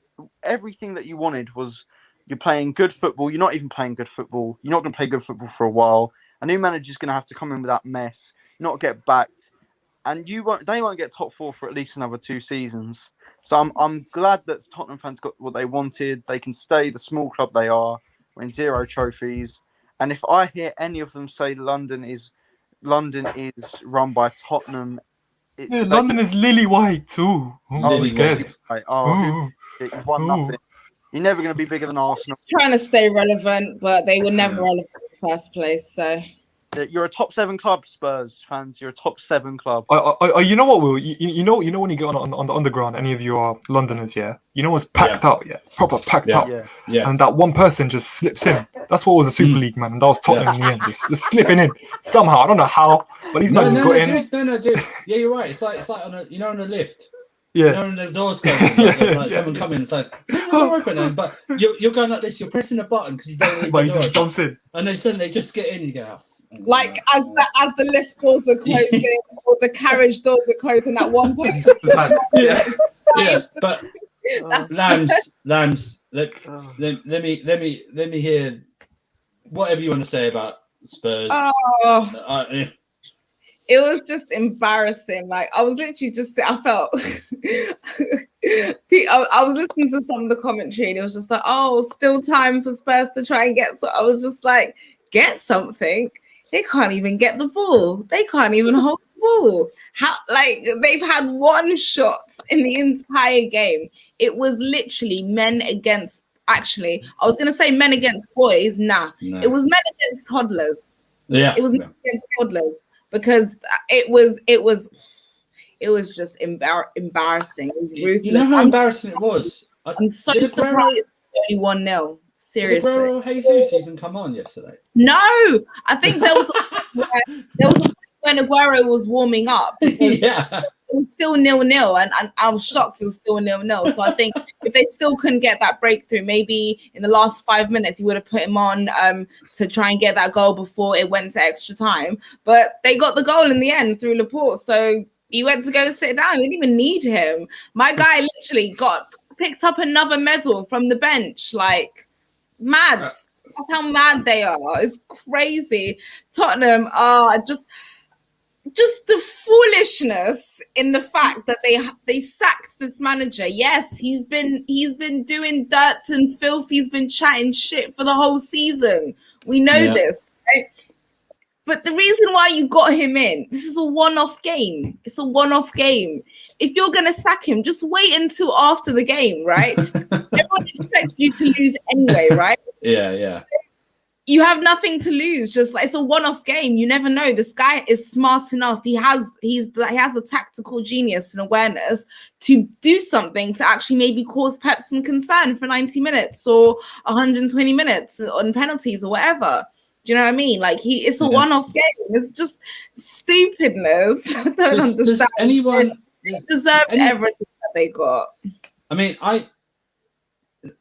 Laporte should have been sent off. Now, the opposition I have to this is: do you think he would have made that challenge that he got booked for if he'd already been booked? I don't think he makes that challenge. I think he lets Mora go through. Yeah. And talking to Mora, I guess he was the only player in Spurs actually causing a threat. The way he was like when he was running through the midfield and like zigzagging and cutting across, he was the only one that was actually making the City play, like drawing fouls and making the City players foul him, whereas everybody else was static, dead, slow. Son was abysmal. Don't know why he was crying afterwards. And Harry Kane wasn't 100% fit. Wasn't he fit, wasn't. Yeah, Again, clearly. Again, he plays. The thing about Harry Kane is, I think Slendz said it best as well. If Harry Kane doesn't ask to leave this summer, then I'm not going to rate him anymore because he's settled for mediocrity. Okay, I'm not going to rate him anymore. He's not going to be in conversation for me as best strikers anymore because he's settled for mediocrity. If he doesn't, like Slendz said, if he doesn't ask for a move this summer, demand it, then stop rating him as one of the best strikers. Yeah. Because to me, he doesn't deserve you to be rating him. But Marshall, let's hear from you first time tonight about the last game we're doing. What do you want to say? You seem depressed, man. You seem depressed, man. Did you watch the League Cup final? Yeah, depressed for talking about fucking Spurs. Look, I'll be fucking honest with you guys. I couldn't be bothered to watch the game. I knew Man City was gonna win. I was like, whatever. You know, all you guys talking, made me really think. I kind of wish Spurs kept Pochettino, because maybe if Pochettino kept going the way he was going, Spurs would have been relegated. So yeah, I don't know this idea. Like, I won't comment on the game because I didn't watch it, and I kind of figured they weren't going to win it because they're fucking morons and sacked probably what would have been their best and most successful manager in ages before the final to save money. And this is another thing why I say, in my opinion, and I think it's almost factual, that Roman is quite literally the best owner in all of Europe. When you think about how he first of all, out of all the owners, he's made his own money. He is a proper businessman. So when it comes to spending, the man knows how to spend. He doesn't have to worry about, it's going to cost me 10 million if Jose wins the cup and I have to sack him after. That mentality right there, you're not going to win anything with that mentality right there. Just if you have to cut corners to save money because the one manager you hired to win you trophies might actually win you trophies, but in the long run, you don't think he's as good as you wanted him to be. First of all, the fact that Spurs fans have the audacity to think they're entitled to wanting a certain type of style of play when they've won absolutely dog shit in years is absolutely ridiculous. So Dan Levy, I'm sorry. As long as Dan Levy's at the reign, you guys aren't going to win shit. He's a terrible club owner. Secondly, when it comes to the fans, Jesus Christ, let's not. The fans, there are Spurs fans out there that are happier that they lost the cup final without Jose than having Jose still be at the reign, which to me blows my mind. The fact that, put some respect on Jose Mourinho. First of all, you still, regardless of what they think about Jose Mourinho, they still never gave Jose Mourinho a full season. When you think about it, they didn't even let him finish this season. He had half a season last season when they sacked Poch, and he picked up where Poch left off. And now there's 5 games left to the season, and they didn't give him a full season. So a full season to try to implement the players, give him a better transfer windows, know what worked, what didn't. Like, it's just a disgrace, man. It really is a disgrace. And the Spurs fans having the audacity to say, Son and Kane should have turned up. Are you fucking kidding me? Son and Kane should have turned up. I'm sorry, what did they do all season? Did they not turn up all season? Did they not carry your team all season? Weren't they the dynamic duo that everyone spoke about all season? Yet you have the audacity to say, Son and Kane should have turned up in the final. How about the rest of your team of bottle jobs turn the fuck up? All those fucking turds you have in the team. Aurier doesn't doing shit. Fucking Bale, just as much. Even though Bale since January has turned up the whole season, a fucking flop. Fucking who else? And Ndombele hasn't done jack shit for your team. Like, it's just ridiculous. This idea that Son and Kane should have turned up. How about the rest of your fucking team turn up? Seriously, how about the rest of your fucking? How about the rest? No, the Spurs fans have been pissing me off, man. If it's not Spurs fans, it's Arsenal fans. There's not Arsenal fans, it's Liverpool fans. It's always a vicious cycles with these stupid fucks, man. Get it all out. Come on, the audacity that these fans have to say that Son and Kane didn't turn up is absolutely atrocious. Like the fact that those are the. Let me just go brew some tea and I'll come back on your. Yeah. Go brew some tea, man. Get it to the right temperature. Brew it at 170 degrees. You'll be good, man. I'll be done by the time you get it, man. It's a therapy. Go on, man. You can even turn it into iced tea. I'll still be talking, bro. But the fact that, of all the players in Jose's Tottenham, those two were the ones that probably bought into his ideas and actually performed the best. And Spurs fans are still so blindsided by the size of Pochettino's cock that they can't see that Mourinho was obviously fucking much better than him. 10 times better than him. Pochettino hasn't won shit. Pochettino was on his way to getting you relegated, and you still fucking savor on his fucking Argentinian penis to fucking just go in on like, oh, Pochettino was a guy. Dude, Pochettino wasn't doing shit. Pochettino is gone. Get over it. You have one of the best and most proven managers in the game. Let him do what he does best. He got you to a final. If he had won you that cup, you would have been more successful with him than you were with Pochettino, with any manager in the past like 2-3 decades. I don't know how long it's been since fucking the Spurs have won anything, but it's just absurd. Like years. Mourinho deserves better, man. Mourinho really deserved a lot better. He should never gone to that club. I feel so bad for him. Mourinho would have done wonders with that club, and it's so sad to see that the board at Spurs and the fans don't see how he would have actually brought them success given the time, given the right players, given the players that buy into his mindset. It's so ridiculous. Fucking don't complain about the way your football is when the football you've played for the past decade, 2 decades in a row, like has been absolutely atrocious and has won you jack shit. And what I will say, it's not 13 years. I'm just gonna well done, Marshall. I'm going to say 14. I'm going to say 14. I'm going to say 14 years, even though that's next year, because they're not going to win anything next year either. So I'm going to say 14 years. Right now, you just saw this man. He was one of the originals on this channel. As soon as we said we were doing Spurs, he wanted to come on because, like me, he does nothing more than to bash. Someone Spurs. take a saw. I think he opened the gates of hell because he's about to go work harder than me. Mr. Latimus Prime, welcome back to the channel, my friend. You say what you want about Spurs. You go, Red. Welcome back, Prime. Welcome back, yeah. To be honest, look, I know I'm not part of the channel anymore, but I genuinely do enjoy watching it. I try and watch whenever I can. First of all, congratulations on K. Yeah. I mean, if I can't be a part of it, it's great that you guys have managed to do this, and 2K, I get to shave off Slendz beard, so I'm psyched for that. No, that is happening. That is definitely happening. That's definitely happening. To be honest, I actually wasn't even 5K, I'll do it. I swear. No. I swear I'll do it. I'll do it live on stream. 5K, you're releasing your OnlyFans. Anyway, I wasn't going to come on at all. To be fair, Prime is the Barbara of Seville, man. But then you started talking a bit about the. And I wasn't gonna, but then I asked for the link, so I got it. But then Marshall kept speaking and speaking and speaking. I'm sorry, I had a lot to get off my chest. No. Hey, Marshall, I'm not criticizing. Perfect, by the way, spot on. Except one thing I disagree with. You were saying how the board don't see what they could have done with Mourinho. I disagree, because why else would you bring him in the first place? No, you got a point. Again, as we just saw in the past week what as fans we can do, right?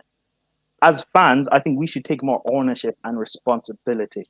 We can't just always blame other factors, because if fans play this important part in football, fans are so important in football. If that actually is the case, then let's take some responsibility of what happened. Prime, can I ask you something before you go into your thing, about the idea that I think the fact that Daniel Levy is such a shit manager that he has to consider sacking Mourinho when he did to save money. I think, don't you think that's a little pathetic? The fact that it shows he's a shit manager. Marshall, it is pathetic, but I don't necessarily blame Levy per se, because I'll get into that. My thing is with fans. My example for this is Arsenal.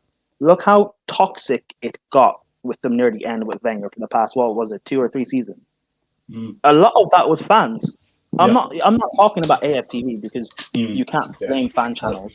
But fans being so toxic, that atmosphere in the stadium definitely was not good. Now, Spurs fans seem to think they have this sort of entitlement. They're not Man United. They're not Chelsea. They're not City. I don't respect Arsenal, but even Arsenal are big, and Arsenal have some sort of right to an entitlement. It's so sad you have to say that. hold on. No, but Marshall, They're not Leicester. It's true. No, Arsenal have more bragging rights than Spurs. Spurs fans act like, because Poch got them to a point where they could challenge, they act like they have some divine right. And here's the thing with fans: playing pretty football, and beauty is in the eye of the beholder. So what you find attractive is sticking to what I will. Playing pretty football blinds people to what's actually going on. Poch failed to actually win anything, but because he was playing pretty attractive football, no one spoke about it. No one spoke about how bad their board was at all. It was all about how amazing Poch was doing. Even when Poch went through that bad run where they're not going to get relegated. That's a bit silly or a bit far, but they were going on an extremely bad run. But because it's pretty football, you get blinded by that. He gets sacked. Look, Mourinho comes in. Look, you know what Jose Mourinho is. If you're going to hire him and you're surprised when he's a bit toxic, like, to be honest, you're an idiot. Okay, so we know what Mourinho is a bit toxic. He's arrogant. He's boastful. However, two things about him: he wins trophies when you give him the tools and you give him the time, and he's also right. Whether you agree with him or not, whether he communicates that in the best way, because he is a bad communicator nowadays, but he is right in what he says. The fact that Kane and Son were still playing for him, it says something, because they're your two best players, and even though they haven't won anything, they still have a winning mentality. Clearly, they do. Kane is the best player or one of the best players in the world this season. Facts. The fact of the whole Super League came about. It got announced. Was it last week Sunday or something? Every fan in the world was against it, or most fans in the world were against it, right? Yeah. The next day, Mourinho gets sacked. Whether he's against the Super League or is because of the results or because of money, doesn't matter. That's semantics. Mourinho gets sacked. Spurs fans go from being angry to being happy because Mourinho's gone. Now, Mourinho deserves to get sacked, but that's not even my argument. That's never been my argument. But sacking a manager in general before a cup final doesn't make sense at all. Everyone knows I don't like Lampard, but if he was sacked a week before the FA Cup final last season, I'd be angry because it doesn't make sense at all. Either you sack him like a few weeks before, so the next guy comes in and has time, or just sack him after that final because it doesn't matter anyway. The season's basically done. I see your point, Brian, but do you know what? Hold on. I was going to make one point and then we'll let you move on. Go on. Yeah. Do your thing. I was going to say, bro, not only that, but they replaced him with someone who is a novice. So imagine we did the opposite. Do you know what I mean? Like we could have sacked Lampard and got Tuchel in, but they removed Jose and put a novice. So it's madness. Yeah. And exactly. Go on. Yeah. Replacing him with you can, even if you replace him with Ledley King, at least he was the assistant. The way Lampard came into Chelsea, he had a season at Derby, even though he's a novice. Arteta was under Pep for 2 or 3 seasons, right? So that's some sort of experience, even though he's a novice. To get someone from the under 18s into the first team, and Spurs were 1-0 down against Southampton. Spurs fans who wanted Mourinho out, they got trolled, rightfully so, because this is football. You're going to get trolled about your opinions, the same way I was trolled about Kepa, rightfully so, right? And then when Spurs came back and they won it in the final moments of the game, all I was reading about how is we're playing pretty football and how we're winning and stuff like that. Everyone was happy, everyone was gassed. And you know what? Fine. Not a problem. So why is it going into a cup final? And by the way, all I kept hearing when speaking to Spurs fans is, I'm not going to sell my soul for a cup, that it's a free hit for Mason anyway. And you know what? That's fine. If it's a free hit and it doesn't matter, to be honest, that's actually fine. I was just questioning it, but to be fair, it doesn't really matter. But then the response I was getting from other fans that aren't Spurs fans is, a final cannot be a free hit. It is a final. So I guess fine. So you go into that and you lose, but it's not like you lose playing the way you want to play, which is going out, gung ho, attack, and losing with. People are saying losing with pride. You lost the way how I would describe it, which is being. Actually, no, you weren't even being smart. Really, it was the way you lost was quite stupid because you could have beaten City, but they lost playing this dinosaur Mourinho pragmatic style of football, which again, fine, maybe not a problem, but it's quite hypocritical from what I hear from Spurs fans. Would Mourinho have won that final? Maybe, because I mean, you look at the first half. There's not much different Mourinho would have done from that first half. There would have been probably the exact same defensive setup, so fine. But in the second half, the fact that, and I tweeted this by the way at halftime, Laporte has been awful all game. He's on a yellow. He needs to be targeted. City, all these chances that they've had, they need to bury one of them because they could end up losing. And this setup, the story was perfectly set up for Spurs to nick a goal and win 1-0 perfectly. And they couldn't even do that. Their counter-attacks were sloppy and basic. Playing terrace ball if Mourinho made what Mason made. Exactly. Some lineup decisions he made. Playing Eric Dyer, a player who people don't rate and say he's so bad and so average. When Mourinho did it, he was criticized for that. And here's the thing. Do you use the excuse that Ryan Mason's so inexperienced? If you want to use that excuse, then that's fine and absolve him from criticism. Then who do you blame? You can't blame these players because when I was saying these players aren't good enough, it was that it's just the manager. Yeah. Me personally, I like the blame. I'm going to put the blame on Spurs fans. Not all of them, by the way, but there are quite a few of them, or quite a lot of them, that were so vocal and toxic about all of this that this is exactly what they deserve. Losing 1-0 in a cup final the Jose Mourinho way without Jose Mourinho himself is perfectly what they deserve. Because Mourinho actually could have won that game. Maybe he would have lost, which fair enough. To me, it doesn't really even matter. But maybe he could have actually won that game. Because it's a better percentage of Mourinho winning than Ryan Mason winning. You basically gave him a death sentence. And now it's a thing of everything I kept saying. I was saying this since February, January, when people were like, "Oh, Mourinho's done."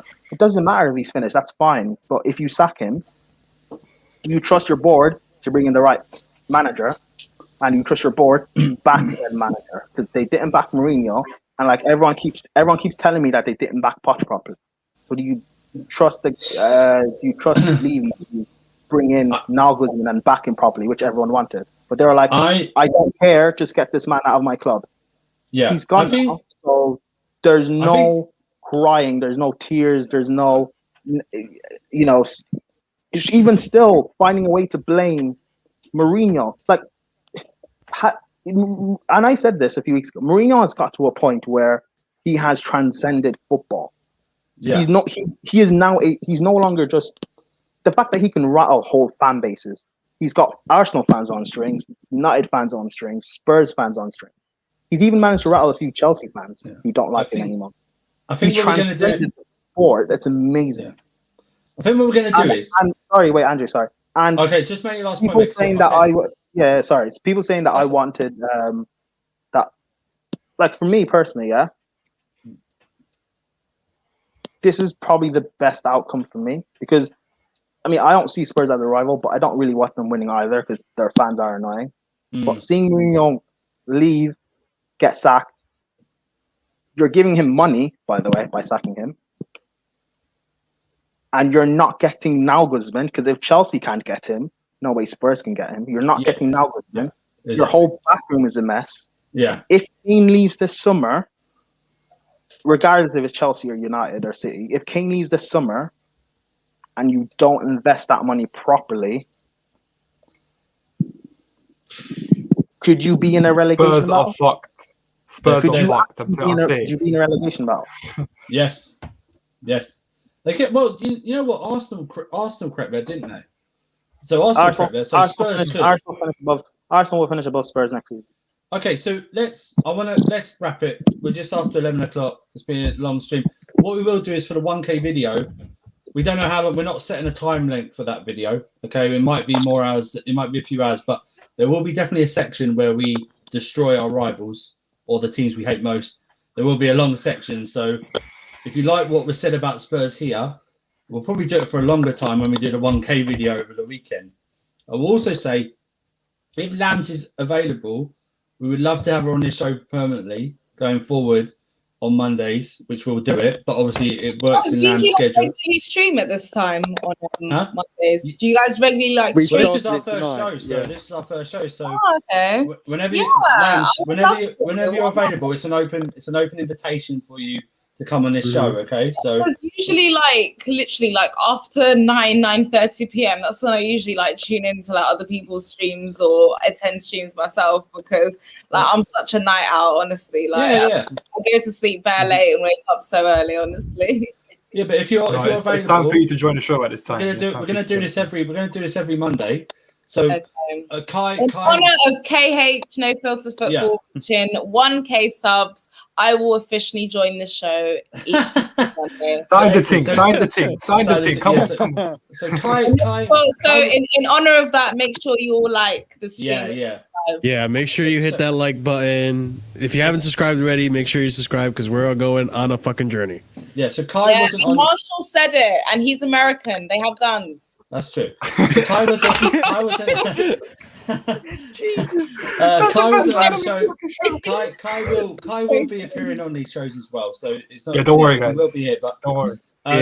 What we'll say is we're going forward. We, like I said, we will be here for the Wednesday. We'll be here Wednesday reviewing tomorrow's game, because we like to give it 24 hours or so, let everything settle.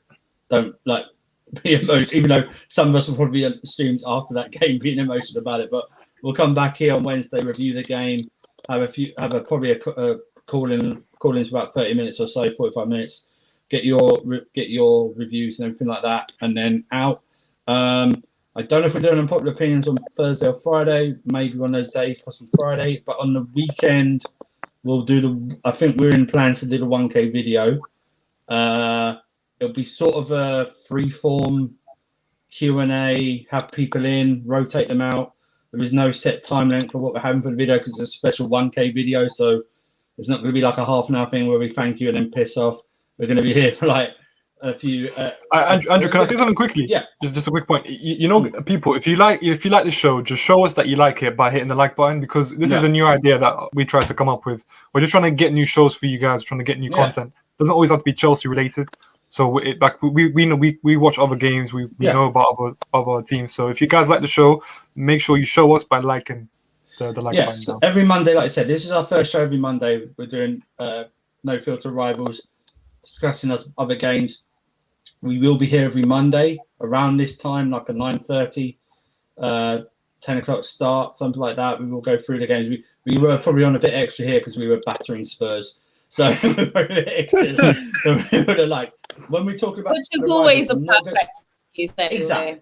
When we talk about the rivals, we're not going to go through every single game like some other streams do, because some of them are a bit tedious. We don't want to discuss as you noticed, we didn't discuss Sheffield United versus Brighton. No one wants to discuss that, so we didn't do that. But yeah, so thank you very much on this debut show. I'm going to start with Lambs. I put Lambs' link to a YouTube channel is in the description. But Lambs, why don't you tell us about that channel? Well, you're gonna have to go over there and have a look to see what it's all about, because it's top secret stuff, I'm afraid. It's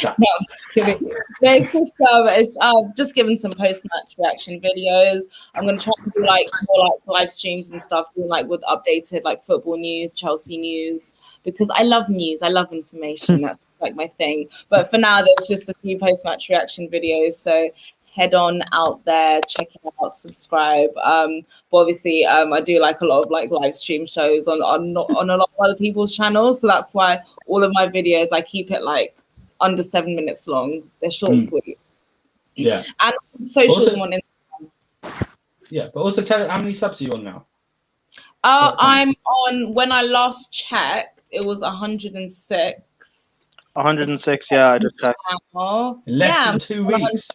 Yeah. in less than well, 2 weeks. Yeah. Get it to 150, man. 150. Come on, 150, man. We can do it. 200. Come on, come on. 200. Yeah, One, and 1K, 100. 1K, 1K. 10,000. 10,000, a million, Baby, 100,000. 100 million, squillion. See, that's like us expecting Timo Werner to score 50 goals next season. Thank you, Lambs. Thank you. Thank you. Wait, hold on. If Werner scores 50 goals next season, are you guys doing a forfeit? Yeah, yeah. Oh, yes, happily. If he scores I will. 50 goals. That's none Yeah. I will shave my head If we and do a beard. forfeit or not. I will look like an egg. No. Slendz, I Shaving will, your eyebrows too, bro. I You're will shaving Shave everything. my eyebrows as well. 50 goals. Slendz, I will shave your head. And beard. I will shave it Why are you so insistent on doing it yourself? because it's none of your business. Blocked on time. Yes, time to go. In the words of He Claude, man. warned you, Hassan. He warned you. Ladimus Barry Prime. Shout out your socials, please, Barry. It's my Twitter, and I'm on the terrace, as you guys all know. Yes. And yeah, listen, everyone knows I love the Arsenal slander. It drives me in life, I'll be honest. But Arsenal fans now have got to a point where they're used to the pain, and even AFTV's got boring for me. There's no reactions anymore. There's no fighting. There's no like AFTV is boring.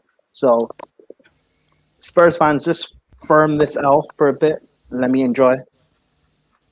Just for a few more months, and then we can go back to Arsenal fans getting gassed up about signing some Dutch centre back or something like that. So. Okay, yeah, thanks. Will, do you want to shout any socials? I can't really be bothered, but I'll say Cool. go and subscribe to Strong TV and the First XI and GNA TV. Okay, Marshall. Oh, Alan Marshall. reacts. Time out, Velvish. Time out, I'm up on that too. Yes, Andrew, time out, well, Velvish. I can't do that. I'm not going to do that. Marshall, his channel is the link is in the description as well. Marshall, do you want to shout out anything else? Yeah, like Andrew said, you can find my channel, my YouTube channel in the link below. If you guys like Twitch, you can follow my Twitch under the same name, MarshallDBDX. We had a nice, awesome stream last night with a few people from here. It was very fun. We played some Dark Souls. Next time we'll be playing some Kingdom Hearts. If you're into some gaming, definitely go over there. If you like music, if you're interested in some music, definitely check out my band, Back Pocket Alimony. We're available on all platforms, so definitely go ahead and Google it. You can find our Instagram there. You can find our YouTube, Google Music, iTunes, whatever you listen to your music on. Definitely check it out. And yeah, thank you guys so much for helping us reach 1K. It's been an incredible journey. More to come for sure. But before you leave, make sure you hit the like button, tell your friends about it, because it doesn't stop at 1K. We got to keep going. We're keeping on, man. So thank you so much for everyone for the support, and definitely check out the Twitter as well. Also, Badger Marshall to play not the recent Spider-Man game, the Spider-Man game in 2018. He hasn't played that yet. Yeah, I haven't. I've heard good Marshall, things play too. Kingdom Hearts is better. Get him to play that game. Oh, because come that's on, an bro. awesome game, the Spider-Man game. Wait. You said Yeah, the yeah. recent Spider-Man game. Which one? The Miles Morales 2018 that one, the came out last PS4 year. one. Oh, Mouse. Yeah. No, he hasn't played Haven't the other one touched as it well, yet. Prime. He hasn't played the original one. Apparently, Miles Morales Backstage, is actually guys. quite Let's keep average. moving. Let's keep moving, guys. Let's end the stream, man. Slendz. Yeah, Slendz Talks on YouTube. Subscribe to my channel. Uploaded the video today with everyone on here, plus Kai. Make sure you go like that video. Yeah. Make sure you guys go subscribe to Strong TV. She has watch-alongs every week, Chelsea watch-alongs. We usually are on there, me, Andrew, Bill, and sometimes Lambs. Everyone on here. Yeah, people, thank you so much for watching. We've gone on for 100, an hour and 45 minutes. Andrew, take us away, my friend. Okay, yeah. As Slendz said, thank you very much for 1K subs. We really appreciate it. Like I said, without the support of you guys, we make this stuff for you guys. 1K. I know we might have badgered and begged, but we're happy that we got to 1K subs. We will be obviously doing more content, more of a schedule, and give you more time as well. Adding more people to these shows, stuff like that. That's me, the Winter Surfer. If you want to follow me on Twitter or not, don't care. Follow me or not. Yeah, Strong TV, part of Strong TV, Chelsea Watch Along's wrestling show, Everything But Football show. We go on Slendz channel as well. The Nexus Andrew. When The Lambs does, Nexus. yeah, I'm sure when Lambs does her channel, we'll, Your we'll go on there OnlyFans. as much as we can. My OnlyFans. The Nexus with Prime. No, Andrew, don't skip that. Andrew, don't skip that like we didn't hear. Okay. Myself, Will, and Prime to the Nexus. We will get better at that. We are sorry. We will get better at that. Niall's channel, Let's Talk Premier League, for the Chelsea show and everything else that I'm on there. But more importantly, KH No Filter Football. Let's get more. Let's drive on. Let's get more subs. If you on Twitter, follow KH No Filter. That is Kai. That is not one of us doing an It's not impression me of anymore. Kai. It's not That me. is Kai. Okay, you want an interaction with Kai? Be careful what you wish for. You might not like the answer you get, but that is Kai. Follow him in there. I want to thank everyone for coming on. And ye shall receive. Yes, exactly. Taste the forbidden fruit. You might not like it. But yes, thank you very much. Kai's not here. I'm going to say it anyway. Say your prayers. Don't take drugs. Have a lovely day. Thank you. Have a good one.